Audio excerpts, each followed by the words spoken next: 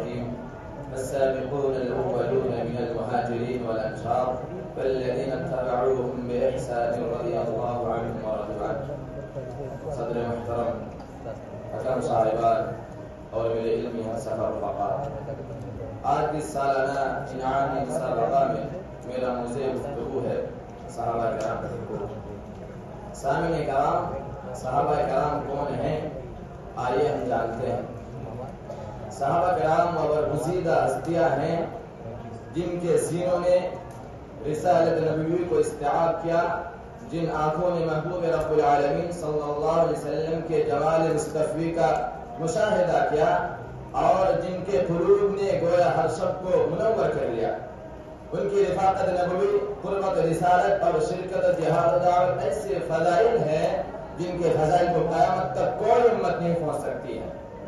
ان حضرات حقوق محض زبان سے کہنا محدود نہیں، بلکہ ایمان کا جز اور حصہ ہے۔ اللہ رب العالمین قرآن مجید میں فرماتا ہے والسابقون الاولون من المهاجرین والانصار والذین اتبعوهم بإحسان رضی اللہ عنهم ورضوا عنہ۔ یہ آیات نہ صرف ان کی عدالت کی سند ہے بلکہ ان کے مقام رفیع پر مہربان ہے۔ جو شخص ان کی عزت و حرمت کا پاس نہ کرے وہ گویا ایمان کی بنیادی ستونوں میں نقب لگاتا ہے۔ سامعین کرام، صحابہ کرام کے حقوق میں سب سے پہلا حق محبت و تعظیم کا ہے۔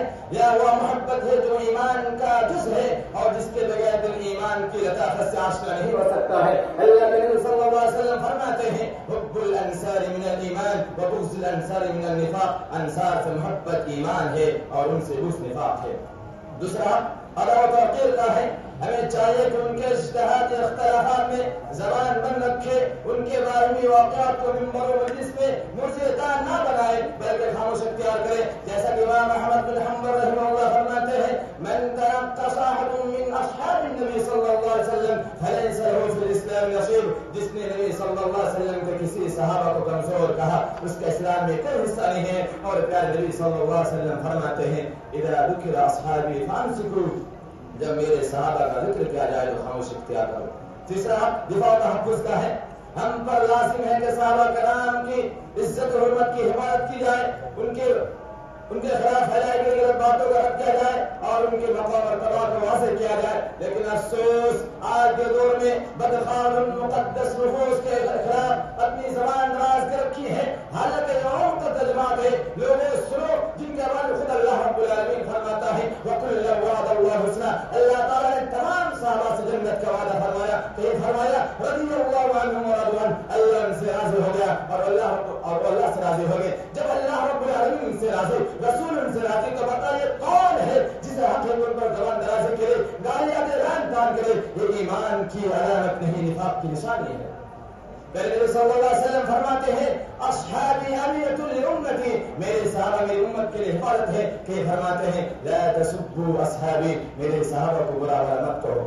میرے بھائیوں، یہی وہ صحابہ ہے جنہوں نے دین اسلام کی اپنی زندگی وقف کر دی، یہی وہ صحابہ ہے جنہوں نے گھر بار چھوڑ کر رضا حق کے اپنی زندگی بنائی، یہی وہ صحابہ ہے جنہوں نے اپنی نئی نوی دلہن کو چھوڑ کر سرائے جہاد پر لبیک کہا، یہی وہ صحابہ ہے جن کے لاش کو فرشتوں نے غسل دیا۔ آپ بتائیے جو ہستیاں ایمان عمل قربانی اور تقویٰ ہماری پوری زندگی ساری ہو، ان بزرگوں کو برا بھلا کہنا کیسا ظلم ہے؟ لوگوں سنو، کائنات کے پیارے نبی صلی اللہ علیہ وسلم فرماتے ہیں من سب اصحابی فعلیہ لعنۃ اللہ والملائکۃ والناس اجمعین، جس نے میرے صحابہ کو گالی دیا اس پر اللہ، اس کے رسول، فرشتے اور تمام لوگوں کی لعنت ہوتی ہے۔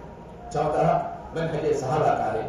ہم پر واجب ہے کہ کتاب و سنت کو صحابہ کرام کے فہم کی روشنی میں سمجھا جائے۔ اللہ کے نبی صلی اللہ علیہ وسلم فرماتے ہیں علیکم بسنتی و سنت الخلفاء الراشدین المہدیین۔ یہ حدیث اس بات کی قطعی دلیل ہے کہ ہدایت کا محفوظ راستہ سنت نبوی اور منہج صحابہ کا ہے۔ پانچواں حق عدالت صحابہ کا ہے۔ مسلمانوں کا حق بنتا ہے کہ صحابہ کرام کی عدالت کو تسلیم کرے، کیونکہ تمام صحابہ کرام دین کے معاملے میں سچے، دیانتدار اور قابل اعتماد ہے۔ اللہ کے پیارے نبی صلی اللہ علیہ وسلم فرماتے ہیں الصحابہ کلهم عدول، تمام کے تمام صحابہ عادل ہے، اور اہل سنت والجماعت اس بات پر متفق ہے۔